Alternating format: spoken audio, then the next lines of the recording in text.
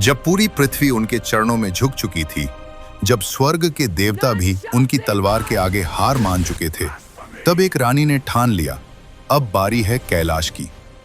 ये कहानी है उस अद्भुत शक्ति की जिसे दुनिया आज मां मीनाक्षी के नाम से जानती है। दक्षिण के प्राचीन पांड्य साम्राज्य में एक राजा थे, मलयध्वज पांड्य। राज्य था, वैभव था, पर संतान नहीं थी। उनकी रानी कांचनमाला ने वर्षों तक तप किया और उनकी भक्ति से प्रसन्न होकर स्वयं माता पार्वती ने एक वचन दिया, मैं तुम्हारी पुत्री बनकर जन्म लूंगी। फिर एक दिन यज्ञ की अग्नि से एक कन्या प्रकट हुई, पर जैसे ही राजा ने उसे देखा, उनकी सांसें थम गईं, क्योंकि उस कन्या के 3 स्तन थे। राजा डर गए, इसे अपशकुन समझने लगे। तभी आकाश गूंज उठा, ये कोई साधारण बालिका नहीं, ये स्वयं शक्ति है, इसे योद्धा बनाकर पालो।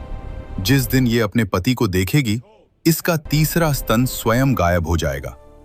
उसका नाम रखा गया मीनाक्षी। समय बीता और वो कन्या बनी एक अजेय योद्धा। उसकी तलवार के सामने कोई टिक नहीं पाया। एक एक कर उसने पूरी पृथ्वी जीत ली। फिर उसकी नजर उठी स्वर्ग की ओर। उसने युद्ध किया और इंद्र को भी हरा दिया। लेकिन उसकी महत्वाकांक्षा यहीं नहीं रुकी। वो पहुंच गई वैकुंठ, जहां विराजमान थे भगवान विष्णु, और वहां भी उसकी शक्ति के आगे कोई नहीं टिक पाया। अब उसके सामने बचा था केवल एक लक्ष्य, कैलाश पर्वत। वो अपनी विशाल सेना लेकर कैलाश पहुंची। नंदी और शिवगणों को परास्त करते हुए वो सीधे सामने खड़ी हो गई भगवान शिव के।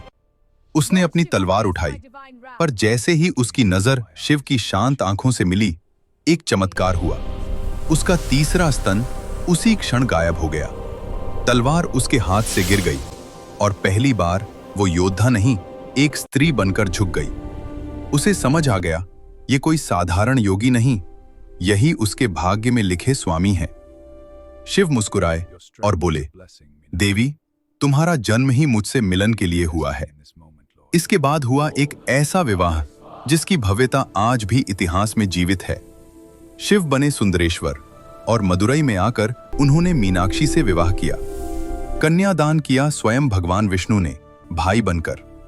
आज भी मीनाक्षी अम्मन मंदिर इस अद्भुत मिलन का साक्षी है, जहां पहले पूजा होती है मीनाक्षी की और फिर शिव की। ये कहानी सिर्फ शक्ति की नहीं, ये कहानी है अहंकार से समर्पण तक की यात्रा की, जहां एक विजेता रानी प्रेम के सामने झुक गई।